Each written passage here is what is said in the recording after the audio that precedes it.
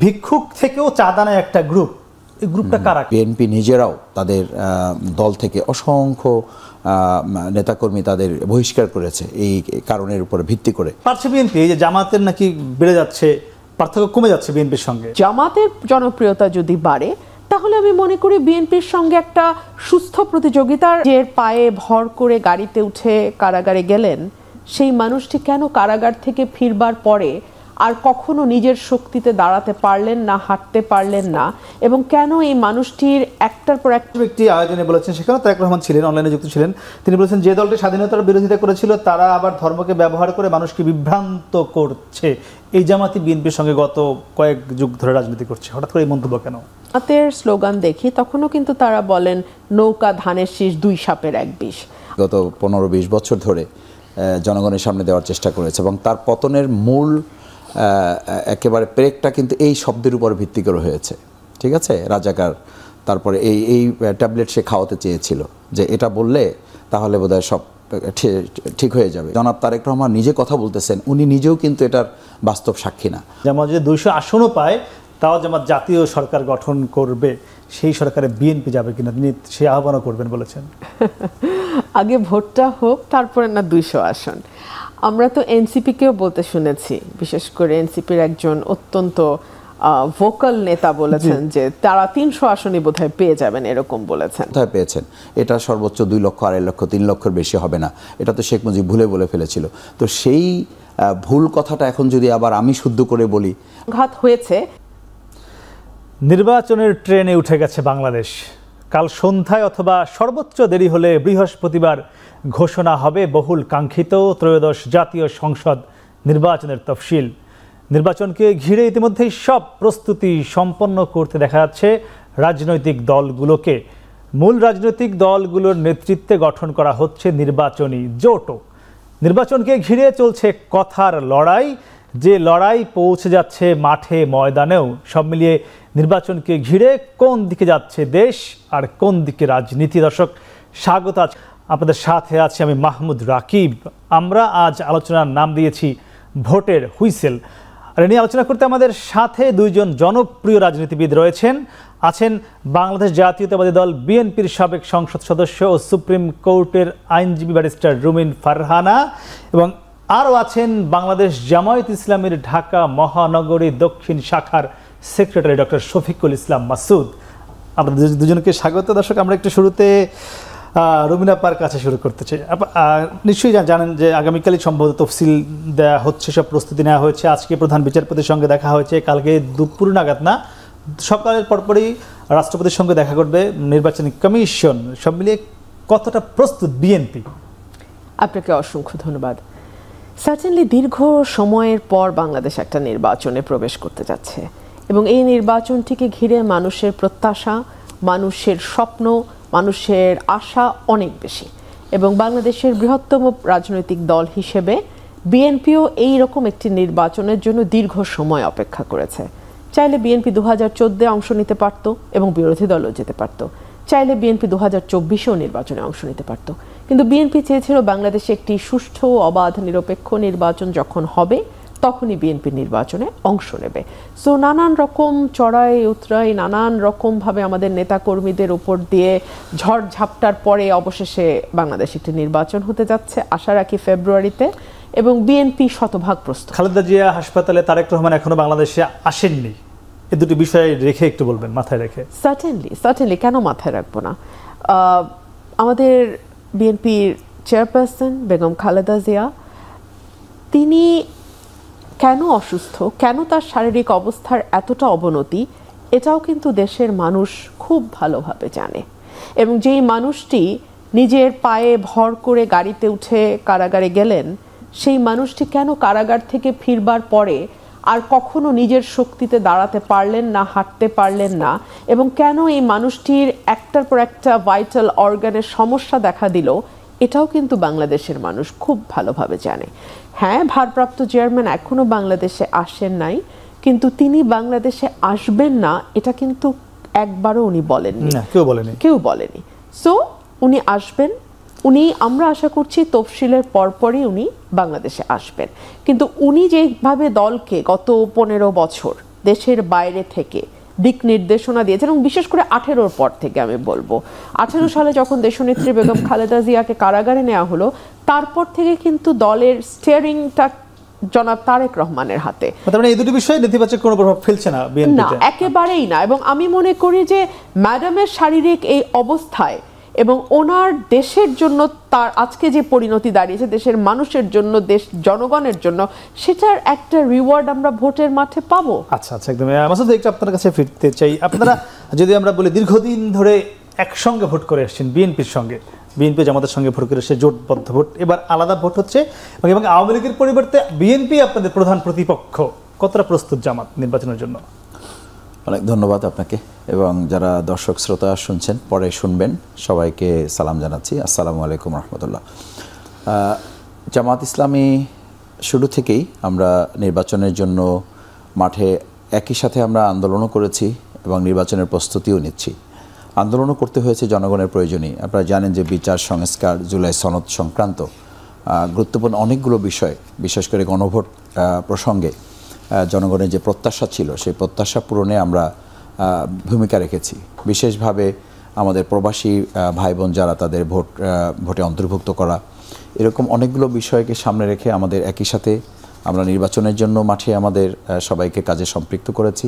আবার পাশাপাশি আমরা আন্দোলনের মাধ্যমেও যেগুলো জনগণের নির্বাচনের সাথে সম্পৃক্ত বিষয়, সেগুলোকে আমরা কাভার করার চেষ্টা করেছি। বিএনপি এবং জামাত ইসলামী নির্বাচনে এবার আমার কাছে এটা প্রতিপক্ষ বলি না, আমি বরং বলি যে আমাদের প্রতিযোগিতার একটা ইতিবাচক প্রতিযোগিতা। কারণ একটা শক্তিশালী সরকারের জন্য শক্তিশালী একটা বিরোধী দলের প্রয়োজন হয়। একটা মানে সাস্টেইনেবল স্টেট যদি আপনি বলেন, বিগত দিনে কি হয়েছে, বিগত দিনে যেটা হয়েছে যে আওয়ামী লীগ কোনো গৃহপালিত বিরোধী দল দিয়ে তারা চলেছে এবং সে প্রেক্ষাপটে একটা রাষ্ট্র শুধু না, তারা নিজেরাও ধ্বংস হয়ে গেছে, দেশ ছাড়া হয়েছে। তো আমরা মনে করি যে আমাদের পরস্পরের মধ্যে একসময় আমরা আন্দোলন করেছি। এখন দেশের যে বিরাজমান পরিবর্তিত প্রেক্ষাপট, সেই প্রেক্ষাপটে বিএনপির সাথে আমাদের এখন শত্রুতা তৈরি হয়ে গেছে, এটা তো ভাবার কোনো কারণ নেই। বরং বিএনপির সেটা কথা থাকে, বিএনপির মধ্যেও তো তাদের প্রতিযোগিতা আছে না, তাদের এক এক আসনে 5 জন 10 জন 7 জন ক্যান্ডিডেট আছে, তারা তো কম্পিটিশন করতেছে। তো এই কম্পিটিশনের মধ্যে আমি নেতিবাচক দেখি না যতক্ষণ পর্যন্ত সৌজন্যতা থাকে, পরমত সহিষ্ণুতা থাকে, পরস্পরের প্রতি শ্রদ্ধা সম্মান থাকে, ভাষাগত দিকে আমরা যদি রাজনৈতিক শিষ্টাচারটা সংরক্ষণ করতে পারি, তাহলে অত অসুবিধা হওয়ার কথা না। বরং সেটাই যেটাকে আমরা বিউটি অফ ডেমোক্রেসি বলি, যে ডেমোক্রেসিতে আপনি যত বেশি পর্যালোচনা হবে, যত বেশি পরস্পরের যৌক্তিক সমালোচনা হবে, তত একটা রাষ্ট্র অগ্রগতি, উন্নতি এবং আধুনিক উন্নত বিশ্বের সাথে আমরা তাল মিলে চলতে পারবো।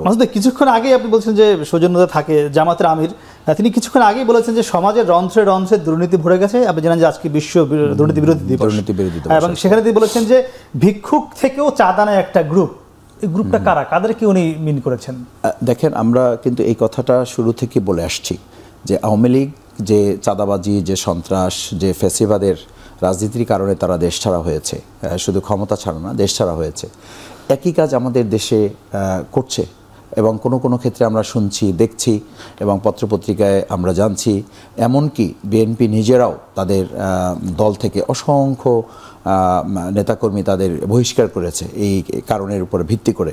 তাদের কোথাও কারণ দর্শানোর নোটিশ করেছে, বহিষ্কার করেছে, আবার তাদের সংশোধন হয়েছে মনে করে তাদেরকে ফেরত নিয়ে আসছে। এটা হাজারের উপরে, মানে কয়েক হাজার।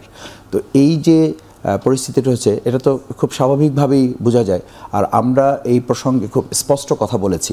তো আমিনুল জামাত যে কথাটা বলেছেন যে আমরা চাঁদাবাজের কারণে একটা সরকারকে পতন ঘটালাম, আমরা যে জামাত বিএনপি মিলে, সেই একই কাজ যদি আবার এখন হয়, তো সেটা যদি জামাত করে, জামাতের ব্যাপারে বিএনপি বলুক।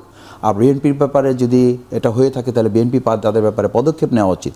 কারণ এরকম একটা প্রেক্ষাপট তৈরি হলে বিএনপির জন্য এটা ভালো হবে না। ভালো হবে না বলতে তারা নিশ্চয়ই উপলব্ধি করছেন ভালো হচ্ছে না, যে তারা নিশ্চয়ই খেয়াল করছেন যে যেসব এলাকাগুলোতে তাদের জনপ্রিয়তা একটা জায়গা ছিল, সেই জনপ্রিয়তা জরিপগুলো এখন আসতেছে, সেই জরিপে নিশ্চয়ই তারা উপলব্ধি করতে পারতেছেন যে ক্রমান্বয়ে ভোটের রেশিওটা কিন্তু জামাতের একটা সময় ছিল যে জায়গায়, সেই জায়গাটা থেকে এখন একটা সময় আমাদের থেকে একটা ভালো ব্যবধান ছিল, সেই জায়গাটা এখন বরং বলা হচ্ছে জরিপে যে জামাত ইসলামী এখন দলগতভাবে আমরা জনপ্রিয়তার শীর্ষে অবস্থান করছে। আর পার্সেন্টেজগত দিক থেকে যদি ধরা যায় তাহলে 30 এবং 34 মাত্র আমি 4% একটা উপলব্ধি করতে পারছে বিএনপি যে জামাতের নাকি বেড়ে যাচ্ছে, পার্থক্য কমে যাচ্ছে বিএনপির সঙ্গে, বিষয়টি তাই? দেখুন, প্রত্যেকটা জরিপেরই নানান রকম ফ্লস থাকে, সেগুলো নিয়ে আলোচনা হতে পারে। এবং জরিপ যে সবসময় ভোটের মাঠের চিত্রটা পুঙ্খানুপুঙ্খ রূপে তুলে ধরে সেরকমটি নাও হতে পারে।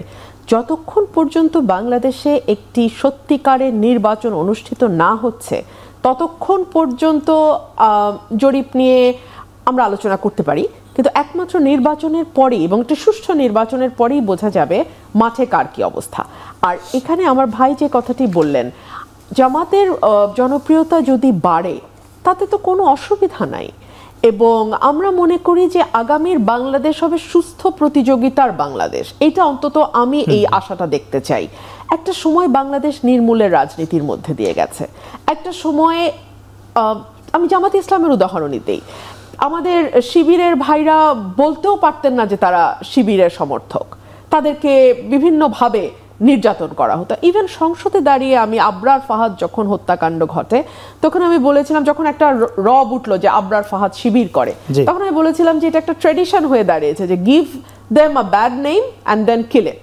সো এই জায়গা থেকে তো বের হওয়ার একটা সুবর্ণ সুযোগ আমাদের হাতে এসছে, কেন সেটা আমরা কাজে লাগাবো না? জামাতের জনপ্রিয়তা যদি বাড়ে তাহলে আমি মনে করি বিএনপির সঙ্গে একটা সুস্থ প্রতিযোগিতার যদি আমরা মানে সেই কালচারটা তৈরি করতে পারি, তাহলে আগামীতে নির্বাচনের মানে সময়ে প্রত্যেকের মাথায় থাকবে, প্রত্যেকটা দলের মাথায় থাকবে আমি আরো কত ভালো কর্মী রিক্রুট করতে পারি, আমি রাজনীতিতে আরো কত গুণগত পরিবর্তন আনতে পারি, আমি কিভাবে মানুষের আরো কাছে যেতে পারি, আমি কিভাবে আরো বেশি সুশৃঙ্খল একটা দলে পরিণত হতে পারি। সো আমি এটাকে খুবই পজিটিভলি দেখি। সেই পজিটিভের জায়গায় আমরা দেখলাম যে আপনাদের ভারপ্রাপ্ত চেয়ারম্যান, আমরা কখনোই তাকে জামাত সম্পর্কে নেতিবাচক কোনো কথা বলতে দেখিনি। তিনি যতদিন ধরে রাজনীতিতে রয়েছেন, তিনি সম্প্রতি একটি আয়োজনে, বিএনপির আয়োজনে বলেছেন যে 1971 সালে কোন দল লক্ষ লক্ষ মানুষকে হত্যা করেছে এটি জানা আছে, তারা মানুষের মা বোনদের ধর্ষণ করেছে এটি বলেছেন, এবং তিনি স্পষ্ট জামাতকে ইঙ্গিত করেই বলেছেন। তাহলে হঠাৎ করে এই প্রতিক্রিয়া তিনি কেন দেখালেন, আমি সে উত্তর জানবো। কিছুক্ষণ আগেই বিএনপির মহাসচিব একটি আয়োজনে বলেছেন, সেখানে তারেক রহমান ছিলেন, অনলাইনে যুক্ত ছিলেন, তিনি বলেছেন যে দলটি স্বাধীনতার বিরোধিতা করেছিল তারা আবার ধর্মকে ব্যবহার করে মানুষকে বিভ্রান্ত করছে। এই জামাতই বিএনপির সঙ্গে গত কয়েক যুগ ধরে রাজনীতি করছে, হঠাৎ করে এই মন্তব্য কেন? দেখুন, পলিটিক্সের মাঠে, বিশেষ করে ভোটের মাঠে, পরস্পরের ব্যাপারে মন্তব্য করা, পরস্পরের দুর্বলতম বিষয় নিয়ে জনগণকে জানানো এবং কথা বলা, এটা খুব আশ্চর্য হবার কিছু নেই। বিশ্বব্যাপী নির্বাচনের সময় প্রতিদ্বন্দ্বী দলগুলোর মধ্যে এটা হয়ে থাকে। আমরা যখন জামাতের স্লোগান দেখি তখনও কিন্তু তারা বলেন নৌকা ধানের শীষ 2 সাপের 1 বিষ, অথবা তারা বলেন চাঁদাবাজ অমুক তমুক বলেন, এবং এটার মধ্যে আমি আসলে কোনো ম্যালিসও দেখি না, আমি এটাকে অত সিরিয়াসলিও নেই না, কারণ বাংলাদেশের মানুষ জানে কার কি ভূমিকা, কখন কোথায় কিরকম ছিল। সো এটা জাস্ট মনে করিয়ে দেওয়া, হয়তো বা দুই দলই মনে করছে যে এটা মনে করিয়ে দিতে পারলে তাদের দলের ভোট হয়তো কিছুটা বাড়বে বা প্রতিদ্বন্দ্বী দলের ভোট কিছুটা কমানো যাবে। সিরিয়াসলি নিতে চায় না বিষয়গুলোকে, আপনারাও কি তাই সিরিয়াসলি নিচ্ছেন না? সিরিয়াসলি আমি এবং আপা কিভাবে নিচ্ছি ব্যাপারটা তা না, ব্যাপারটা হচ্ছে জনগণ কিভাবে নিচ্ছে। আমরা তো বলছি জনগণের জন্য, সেই ক্ষেত্রে আমাকে কিন্তু অ্যানালিসিসটা মাথায় নিতে হবে যে এই একই ন্যারেটিভটা শেখ হাসিনা আওয়ামী লীগ বিগত 15-20 বছর ধরে জনগণের সামনে দেওয়ার চেষ্টা করেছে, এবং তার পতনের মূল একেবারে প্রেকটা কিন্তু এই শব্দের উপর ভিত্তি করে হয়েছে। ঠিক আছে, রাজাকার, তারপরে এই ট্যাবলেট সে খাওয়াতে চেয়েছিল যে এটা বললে তাহলে বোধহয় সব ঠিক হয়ে যাবে, কিন্তু সেটার উপর ভিত্তি করেই এই জেনারেশন কিন্তু তাকে মানে শুধু পদত্যাগ না, মানে দেশ থেকে বাধ্য করেছে। সুতরাং আমাদের পারসেপশনটা কিন্তু সামনে নিতে হবে। জনাব তারেক রহমান এই প্রসঙ্গটা নিয়ে এসেছেন, আবার ওনারই কিন্তু বক্তব্য আছে যে ওনাকে যখন সাংবাদিকদের সামনে মুখোমুখি হতে দেখা গেছে সেই ভিডিও এখন সামনে পাওয়া যাচ্ছে, যে এটা তো শেখ মুজিবুর রহমানও এটা বিষয়টা তাদেরকে বলেন নাই, তাদের নেতৃবৃন্দ এটার সাথে সম্পৃক্ত এই কোশ্চেন তোলেন নাই। শেখ হাসিনা লম্বা সময় ক্ষমতা ছিল, তারা তো এটা তোলেন নাই। তো একই কথা তো আজকে জনগণ ওনাদেরও বলবে যে ওনারা 3 টার্ম ক্ষমতায় ছিলেন, ওনাদের তো সুযোগ ছিল জামাতের এই এত অপরাধ করেছে জামাত, সেই বিচার তারা 3 টার্ম ক্ষমতায় ছিলেন, প্রধানমন্ত্রী বেগম খালেদা জিয়া ছিলেন, উনিও তো কোনো না কোনো দায়িত্বে ছিলেন। তো সেই জায়গায় তাহলে জামাতের বিচারের প্রশ্ন তখন উঠলো না কেন? যদি না উঠে থাকে তাহলে এখন এই প্রসঙ্গটা কেন? এই কেনর জবাবটা আসলে আমি, আপনি বা আমাদের আপা এখন ঠিক করলে হবে না, এটা সাধারণ মানুষ ঠিক করবে যে এই প্রসঙ্গগুলো মূলত একটা দলকে যখন তারা জনপ্রিয়তার দিক থেকে তাকে আর আদর্শিকভাবে বা কাজের দিক থেকে ফেস করা যায় না, তখন ইতিহাস টেনে তাকে ছোট করার একটা সুযোগ বের করা হয়। কিন্তু আপনারাও বিএনপিকে আবার চাঁদাবাজ বলেন, দুর্নীতিগ্রস্ত বলেন, আপনারা কিন্তু বিএনপির সঙ্গেই ক্ষমতায় ছিলেন, আন্দোলন করেছেন, তাহলে সেটা আপনারাও নিচ্ছেন কিনা? না, সেটা তো এখনকার মানে চাঁদাবাজি প্রসঙ্গ, সন্ত্রাস, দখলদার, এগুলো তো টেন্ডারবাজি, এগুলো তো এখনকার বাস্তবিক ব্যাপার। এখন এটা জেনারেশন দেখতেছে। আর 71 ইস্যু নিয়ে যে জনাব তারেক রহমান নিজে কথা বলতেছেন, উনি নিজেও কিন্তু এটার বাস্তব সাক্ষী না, উনি ওটা শুনে বলতেছেন। ওনারই কিন্তু একটা বক্তব্য আছে, যখন এই 30 লক্ষ কথা বলা হয়েছে তখন উনি দাঁড়িয়ে এটার প্রতিবাদ করেছেন। 30 লক্ষ কোথায় পেয়েছেন? এটা সর্বোচ্চ 2 লক্ষ, 2.5 লক্ষ, 3 লক্ষের বেশি হবে না, এটা তো শেখ মুজিব ভুলে বলে ফেলেছিল। তো সেই ভুল কথাটা এখন যদি আবার আমি শুদ্ধ করে বলি বা শুদ্ধ করে বলার চেষ্টা করি, এই বিচার বিশ্লেষণগুলো এদেশে জনগণ করবে। সুতরাং আমার মনে হয় না যে এই ইস্যুগুলো গুরুত্বপূর্ণ। এটা স্বাধীনতা আমাদের কাছে গুরুত্বপূর্ণ, স্বাধীনতার 3টা মূল স্তম্ভ আমাদের কাছে গুরুত্বপূর্ণ: সাম্য, মানবিকতা, ন্যায় বিচার বা যেটা সামাজিক ন্যায় বিচার, এইটা গুরুত্বপূর্ণ।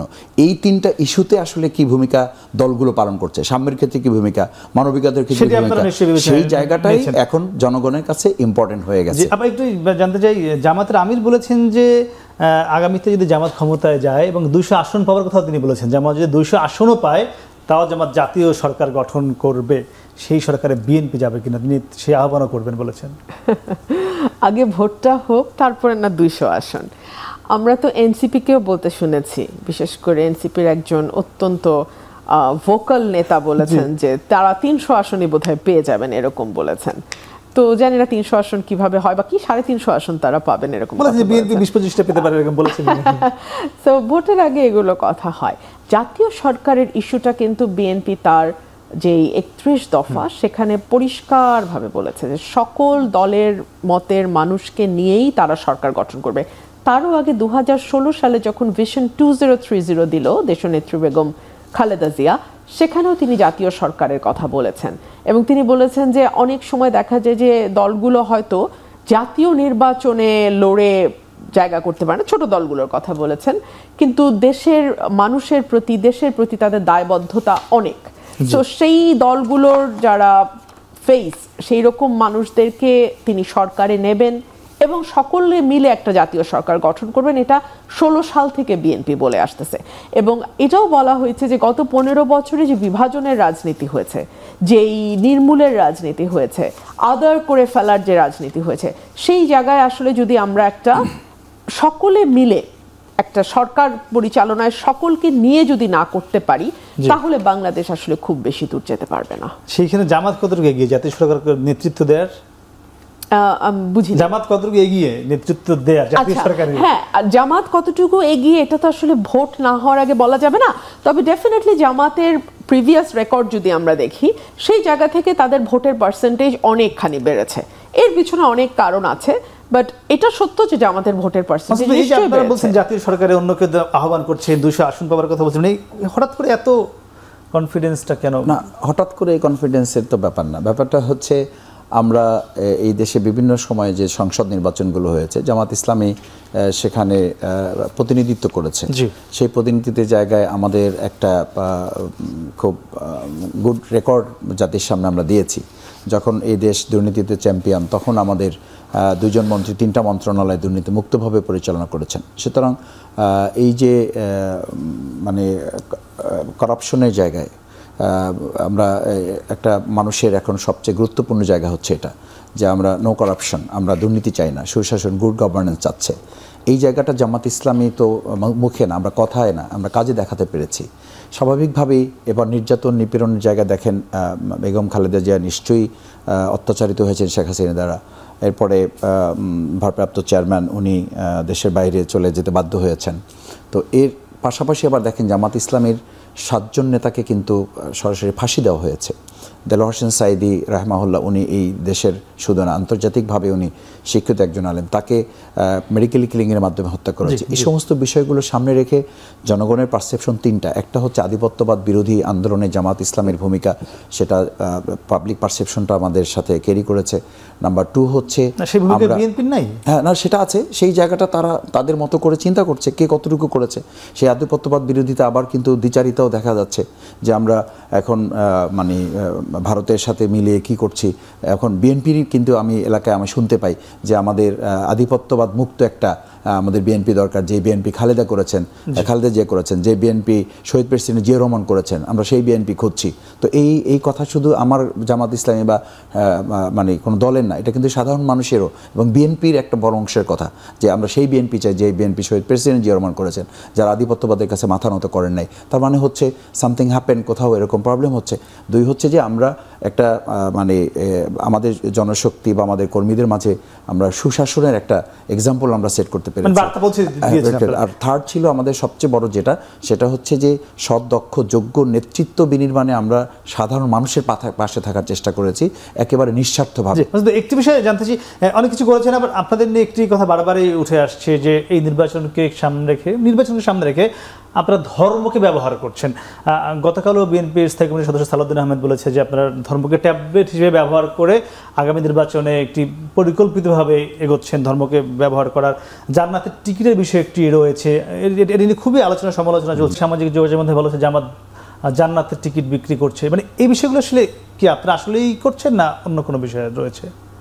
মানে আমাদের দেশে কিছু হলে তো সাংবাদিকদের কাছে তথ্য আসে, তো কোনো একটা টিকিট তো আপাতত আপনারা এখন পর্যন্ত পাওয়ার কথা না। মানে তথ্য অনুসন্ধানে বা কোনো রিপোর্টে কি কোনো টিকিট আপনাদের হাতে এসে পৌঁছেছে বা কেউ বিএনপিরও যদি কেউ নিয়ে আসতো যে ভাই এই যে জামাত টিকিট বিক্রি করতেছে, এটা আপনাদের কিন্তু ফলো করা উচিত, এটার বাস্তবে এটার কোনো ভিত্তি নাই। 1 2 হচ্ছে এটা একটা বায়বীয় ব্যাপার। 3 নম্বর হচ্ছে আপনি একজন মুসলিম হিসাবে অথবা একজন হিন্দু হিসাবে জান্নাত, জাহান্নাম, স্বর্গ, মর্ত, এটার সাথে তো আপনি রিলেট, আপনি তো এটার সাথে সম্পর্কিত। 3 নম্বর হচ্ছে রিলিজিয়ান বা ধর্মটা বাদ দিয়ে তো কোনো কিছু ধর্মে, আমাদের যে ধর্মে আমরা বিশ্বাস করি সেখানে আল্লাহ সুবহানাহু ওয়া তাআলা পরিষ্কার করেছেন যে আল ইয়াওমা আকমালতু লাকুম দীনাকুম ওয়া আতমামতু নি'মাতি ওয়া রাদিতু লাকুমুল ইসলামা দীনা। মানে এখানে পরিপূর্ণ জীবন ব্যবস্থা। দিন মানে শুধু ধর্ম না, দিন মানে হচ্ছে মানুষের জন্ম থেকে মৃত্যু পর্যন্ত মাঝখানের সবটুকু সময় এবং ইহকাল পরকাল দুটো মিলে। সুতরাং আপনি যখন আধা ঘন্টা কথা বলবেন, আমি তো আমার এলাকায় বলি 5 মিনিট কথা বললেও তো আমার সামনে দুনিয়ার কল্যাণ যেমন বলা দরকার, গম নিয়ে আলোচনা করা দরকার, টিন নিয়ে আলোচনা করা দরকার, রাস্তা নিয়ে আলোচনা করা দরকার, স্কুল কলেজ নিয়ে যেমন আলোচনা করা দরকার। এটা যেমন আমার একটা ইম্পর্টেন্ট পার্ট লাইফের, আমার লাইফের কিন্তু আমার মৃত্যুর পরে জান্নাত জাহান্নামও it's a very important part. সুতরাং সেই পার্ট নিয়ে যদি কেউ আমাকে সতর্ক না করে, আমরা বলি যে আমরা জান্নাতের টিকিট বিক্রির কথাটা হচ্ছে আমাদের উপরে চাপিয়ে দেওয়া, এটা হচ্ছে আমাদেরকে একটা ফোবিয়া তৈরি করা। আর মূলত আমরা যেটা করি সেটা করা উচিত এবং সেটা বিএনপিরও করা উচিত মুসলিম হিসাবে, কারণ তারা তো বলে তারা মদিনা ইসলাম চায়। তো মদিনার ইসলামের মধ্যে তো এটা আছে। রাসূল সাল্লাল্লাহু আলাইহি ওয়াসাল্লাম তো মানুষদেরকে শুধু দুনিয়ার কথা বলেন নাই, তারা তো পরকালের সঙ্গে মানে ঈশার কথা, সতর্কতার কথা বলেছেন, জাহান্নাম থেকে বাঁচতে হবে, জান্নাতে যেতে হবে। আর দেখেন আপনি সালাউদ্দিন সাহেব বলেছে, সালাউদ্দিন সাহেব একা নামাজ পড়তেছেন মাঠে, সব আশপাশে দাঁড়িয়ে ছবি তুলতেছে। এইটা কি খুব দরকার ছিল? দরকার ছিল এটার যে লা ইলাহা ইল্লাল্লাহ ধানের শেষে বিসমিল্লাহ, এরপরে এটার কি দরকার আছে যে মানে ধানের শেষে ভোট দিলে আপনি জান্নাত পাবেন? এই একটা ভিডিও আছে আমার কাছে, আপনি চাইলে আপনি দেখাতে পারি। ধানের শেষে ভোট না দিলে জান্নাত পাবেন না, এইটা আমার কাছে ভিডিও আছে, এটা দেখাইতে পারি। আমি আপনাকে এটা দেখাইতে পারি যে শাহজাহান চৌধুরী নামে ওনাদের একজন ক্যান্ডিডেটের ঘর সামনে রেখে উনি বলেছিলেন যে এটা তো হচ্ছে মক্কা শরীফের মতো। যে এই কথাগুলো কিন্তু জামাত ইসলামী ধর্মকে ব্যবহার করে না, বরং ধর্মের ভিত্তিতে আমরা সমাজটাকে পরিচালিত করতে চাই। এটা তো আমাদের কথাই যে আমরা আল্লাহর আইন চাই, সৎলোকের শাসন চাই, এখানে তো কোনো গ্যাপ নাই। সুতরাং সেই গ্যাপের জায়গাটা আমি যেটা বলি যে জান্নাতে জান্নাতের টিকিট বিক্রি করা না, বরং জামাত ইসলামী জান্নাতের দিকে মানুষকে ধাবিত করা। পরকালীন জীবনটাও আমাদের দুনিয়ার সাথে সম্পৃক্ত হলেই কেবল এই চাঁদাবাজ থেকে সে বাঁচবে, দুর্নীতি থেকে বাঁচবে, সন্ত্রাস থেকে বাঁচবে। এই বাঁচার জন্যই তাকে জান্নাত জাহান্নামের কথা স্মরণ করাতে হবে। যে আপা মানে এটি বলছিলেন মাসুদ ভাই, আবার বিএনপির দিকে আঙুল তুলে যে বিএনপিও সে একই কাজগুলো করছে। আমি আশা করি আপনি ভাইকে যতটুকু সময় দিয়েছেন আমার ব্যাপারেও ইনসাফ করবেন। যে আমি না বলে মানে বিরোধী পরে আবার নিশ্চয়ই যাবো, বলেন যতটুকু সম্ভব। দেখুন, আমরা তো লক্ষ্য করেছি, ধরুন সেই ডাকসু নির্বাচন থেকে সব রকম মানুষের একটা প্যানেল, ঐক্যমতের প্যানেল, এবং তারা কিন্তু নিজেদের নামেও ইলেকশনটা করে নাই, তারা সর্বদলীয় একটা অন্য নামে তারা করেছে। এবং সেখানে আমরা দেখলাম যে ক্যান্ডিডেটরা মানে কন্টেস্ট করলেন, জিতেও আসলেন, তাদের ইলেকশনের আগের দিনের ছবি একরকম, ইলেকশনের পরের দিনের ছবি একরকম। অবশ্যই ইলেকশনের পরপরই তার হেদায়েতও হতে পারে, সবই হতে পারে, কিন্তু মানুষের মনের খট কাটা যায় না। বিকজ আমরা তো এই ধরনের চেহারা শেখ হাসিনার সময় দেখেছি। 96-তে উনি যখন মাথায় কালো কাপড় বাঁধলেন, হাতে তসবি নিলেন এবং তিনি বললেন আমরা যা করেছি অপরাধ করে থাকলে মাফ করে দিন, এইবার অন্তত নৌকায় ভোটটা দিন। আমার তো এখন চোখের সামনে ভাসে এই ঘটনাগুলো। সো ওটার একটা ছোট্ট সংস্করণ আমরা যেন ডাকসু নির্বাচনের আগে দেখলাম।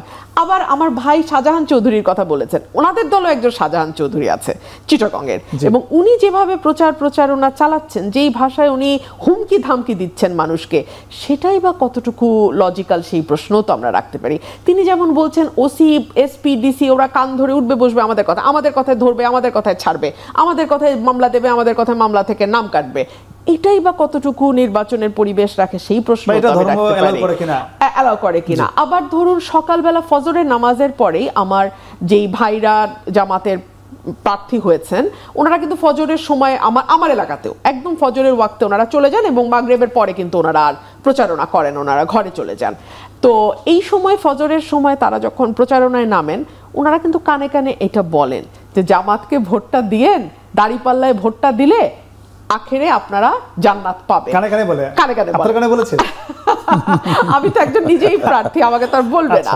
আর আরেকটা বিষয়, ধরুন এই যে ওনারা বলছেন যে ইসলাম একটি পূর্ণাঙ্গ জীবন বিধান এবং জামাতের লক্ষ্য হচ্ছে ইসলামের আইনটা, যেটা পূর্ণাঙ্গ জীবন বিধানের আইন, সেটাকে কায়েম করা। ডেফিনেটলি এটাই তো তাদের লক্ষ্য, তাদের নামটাই হচ্ছে জামায়াতে ইসলামী। আমার প্রশ্ন হচ্ছে, ওনারা যে একজন হিন্দু ভদ্রলোককে তাদের একটা শাখার প্রধান করলেন এবং তাকে ওনারা নমিনেশনও দিলেন, উনিও কি ইসলাম কায়েমের জন্য কাজ করবেন? এটা আমার একটা প্রশ্ন। আরো একটা প্রশ্ন, আপনি এখন বিএনপি থেকে নমিনেশন পাননি, জামাতের আমির বলেছে যারা বিভিন্ন দলে এখন নমিনেশন পায়নি তিনি তাদেরকে তার দলে আহ্বান জানিয়েছে, এনসিপিও জানিয়েছে। আপনি জামাত বা এনসিপিতে গিয়ে নমিনেশন নেবেন কিনা জানতে চাচ্ছিলাম। আপনি যেহেতু এখনো বিএনপি থেকে নমিনেশন কনফার্ম হয়নি, আপনি জামাত বা এনসিপিতে যাবেন কিনা, তারা সবার জন্য তাদের দ্বার উন্মুক্ত রেখেছে। এই প্রশ্নের উত্তর আমি আগেও পরিষ্কারভাবে দিয়েছি, কোনো প্রশ্নই ওঠে না দল ছেড়ে কোথাও যাওয়ার। তবে জামাতের কাছে দেয়নি, কিন্তু দল ওখানে ফাঁকা রেখেছে, এমন না যে দল অন্য কাউকে নমিনেশন দিয়েছে। আমার আসনটা ফাঁকা আছে, জোটের সঙ্গে আলোচনা জন্যই আসনটি ফাঁকা রাখা হয়েছে। কিন্তু জামাতের কাছে আমার একটা প্রশ্ন আছে, যদি শেষ পর্যন্ত না দেয়, যদি শেষ পর্যন্ত না দেয় তখন আমার এলাকার মানুষ যে সিদ্ধান্ত নেবে আমি সেটাই করব। আমি একজন ব্যক্তি রুমিন ফারহানা কি করলাম দ্যাট ডাজন্ট ম্যাটার। তবে এইটা আপনারা খুব শিওর থাকেন, বিএনপি ছেড়ে আমি অন্য কোনো দলে যাব না, কোনো প্রশ্নই ওঠে না। আপনি জানি না কেন এটা আমাকে বলানোর চেষ্টা করতে আমি কোন দলে যাব, প্রশ্নই ওঠে না, আমি অন্য কোনো দলে যাব না। তাহলে তো বিএনপি নির্দেশনা মেনে হয়তো নির্বাচন করবেন না, সেটাই আমরা ধরে নিতে পারি যদি নমিনেশন না দেয়। আমার দলের, আমার নেতাকর্মী, আমার ভোটার, এদের সবার সিদ্ধান্তই আমার সিদ্ধান্ত, সেটা দেখা যায়। জামাতের প্রতি আপনি যে কথা বলছিলেন, জি, ওনারা নারী প্রার্থী দিয়েছেন আমাদের ছাত্র সংসদ নির্বাচনগুলোতে। জাতীয় নির্বাচনে কি কোনো নারী প্রার্থী ওনাদের আছে? বিকজ ওনারা ডাইভার্সিটির কথা বলছেন, ওনারা ইনক্লুশনের কথা বলছেন। আমার সেই প্রশ্ন থেকে যদি আপনারা কোনোভাবে জামাতে যেতে চায়, জামাত তাকে নেবে কিনা? নারী প্রার্থী আপনাদের এখন একজন ঘোষণা হয়নি, এটি কিন্তু প্রশ্ন। আমি আপনার আগের কোশ্চেনটা দিয়ে একটু শুরু করি, সেটা হচ্ছে কৃষ্ণনন্দী একজন ইয়াকে দেওয়া হয়েছে খুলনাতে। দেখেন এই কোশ্চেনটা কিন্তু আপা করতো, যদি কৃষ্ণনন্দীকে না দেওয়া হতো তাহলে আপা কিন্তু এই কোশ্চেনটা আবার এখন করতো যে ইনক্লুসিভনেসটা জামাতের মধ্যে, জামাত রিজিট একটা অর্গানাইজেশন, তার মধ্যে নারী নাই, তার মধ্যে ভিন্ন ধর্ম বিলেন নেই, এই কথাগুলো কিন্তু আমাদের শুনে আসতে হয়েছে। আর তার চেয়ে বড় কথা হচ্ছে যে একজন ব্যক্তি ইসলাম প্রতিষ্ঠা না প্রতিষ্ঠা করার প্রসঙ্গ না, সেও তো একটা ধর্মে বিশ্বাস করে এবং সে কিন্তু তার বক্তৃতায় বলেছে জামাত ইসলামী যে আল্লাহর আইনের কথা বলে, সৎলোকের শাসনের কথা বলে, আমি সেই বিশ্বাস এবং সেই দৃষ্টিভঙ্গি নিয়েই জামাতের সাথে যুক্ত হয়েছি। আমি তারা যে আইডিওলজি ফলো করে আমি সেই আইডিওলজিটাকেই এক্সিকিউশন করব। তো এটা তো আমরা মত পছন্দ করি না, সে এটা পছন্দ করবে। আমরা সুদ পছন্দ করি না, ঘুষ পছন্দ করি না, ধর্ষণ পছন্দ করি, চাঁদাবাজি পছন্দ করি না, সেটা এক্সিকিউট করবে আমাদের সাথে। এটা তো যে কেউ করতে পারে। নারী প্রার্থীর ব্যাপারে ইতিমধ্যে আমাদের আলোচনা হয়েছে, আমরা এটা আন্ডার ডিসকাশন। আমাদের আমিরে জামাত এটা খুব শর্ট টাইমের মধ্যে আপনারা আশা করি এ ব্যাপারে কোনো চমক দেখতে পাবেন ইনশাআল্লাহ। এবং সেই প্রসঙ্গে আপাদের মতো আরও যারা আমাদের আপা আছেন তারা আমাদের এই আন্দোলন বা আমাদের সংগঠনের মানে বিশ্বাস, চিন্তা, দৃষ্টিভঙ্গি, পরিকল্পনা যেগুলো আছে সেগুলোকে ধারণ করে যদি কেউ ওখানে কাজ করতে যায়, দেখেন আমাদের ঢাকা ইউনিভার্সিটি, রাজশাহী ইউনিভার্সিটি সব জায়গাতেই আমরা কিন্তু ইনক্লুসিভনেসটাকে আমরা প্রায়োরিটি দিয়েছি, যে আমরা সবাই মিলে সেখানে ডাইভার্সিটি কোনো সুযোগ রাখা হয়নি। পত্রিকা প্রথম আলো করেছে, সেখানে বলেছে জামাতের মানুষ জামাতকে ক্ষমতায় দেখতে চায় বা জয়লাভ করার সম্ভাবনা আছে 26%, বিএনপির 66%। এটি আপনি একমত কিনা জরিপের সঙ্গে? না, এটা তো আগেও আপাও বলেছেন যে কোনো জরিপই এখনকার শেষ কথা না, জরিপ একটা চলমান প্রক্রিয়া। আজকে যেটা আছে কালকে চেঞ্জ হচ্ছে। আর এই প্রথম আলোর জরিপেই ঢাকা বিশ্ববিদ্যালয়ে আমাদের সাদেক কাইমকে দেখানো হয়েছিল 9%, আর আবিদকে দেখানো হয়েছিল 46%। সেখানে তো দেখেছেন যে প্রথম আলোর রিপোর্টের সেই জরিপের প্রেক্ষাপটটা টোটাল উল্টে গেল। তো স্বাভাবিকভাবেই একটা জরিপ চূড়ান্ত কিছু না, প্রথম আলোর ওই রিপোর্টে কিন্তু ঢাকা বিশ্ববিদ্যালয়ের চিত্রটা পুরো উল্টো হয়ে গেছে। সুতরাং সেই রিপোর্টকে আমরা সর্বশেষ যেতে চাই, আপনি কি মনে করছেন তফসিল ঘোষণার পর এখন যে ভালো পর্যায়ে রয়েছে এটি সংঘর্ষের দিকে যেতে পারে কিনা, সংঘাত তৈরি হতে পারে কিনা? না, আমি এটা মনে করি না। এই কারণে যে যেই আসনগুলোতে সংঘাত হয়েছে সেটা হবার ছিল, হয়ে গেছে, শেষ হয়ে গেছে, এবং সামনে আর আছে মাত্র 1.5 মাস 2 মাস। এর মধ্যে নতুন করে সংঘাত হবার বা নতুন করে কোন্দল হবার আমি কিছু মনে করি না, আমি বিশ্বাস করি না। আর জনাব তারেক রহমান একটা কথা আজকে বলেছেন যে মার্কা চূড়ান্ত। আপনারা যারা ধানের শীষের পক্ষে আছেন আপনারা মার্কাটা দেখবেন এবং দয়া করে মার্কাটাকে জয়যুক্ত করবেন।